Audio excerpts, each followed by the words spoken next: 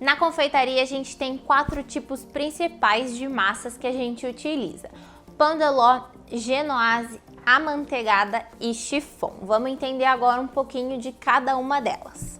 Então, o nosso pão de ló é uma massa feita com apenas 3 ingredientes, que é farinha, açúcar e ovos. Aqui a gente tem uma fermentação mecânica, porque a gente não utiliza nenhum tipo de fermento, utiliza só a aeração dos ovos para conseguir uma massa bem fofinha, tá? Então, o pão de ló ele é uma massa bem leve, tem pouca estrutura, não aceita tanta calda, é mais para bolos baixos, bolos que a gente não vai utilizar, por exemplo, uma pasta americana por cima ou utilizar recheios mais pesados.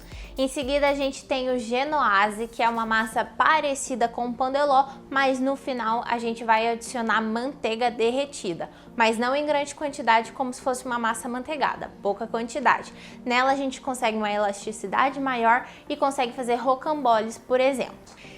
Depois a gente vai ter a nossa massa chiffon, que é uma massa bem leve também, mas ela é uma massa bem mais úmida, porque a gente tem grande quantidade de gordura e no caso a gente vai entrar com o nosso óleo vegetal. Então a massa chiffon é uma massa que a gente faz a aeração dos ovos também, por isso que ela é uma massa bem fofinha, mas a gente entra com o nosso óleo.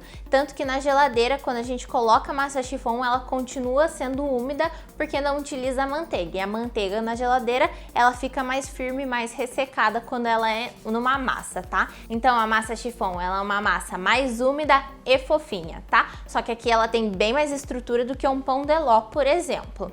Depois disso a gente tem a nossa massa amanteigada, que é a queridinha para os bolos mais altos, bolos com estrutura, porque a manteiga na geladeira ela fica firme e fora ela também fica estruturada, não é, por exemplo, um óleo que é no estado líquido. A mesma coisa vai acontecer com a nossa massa.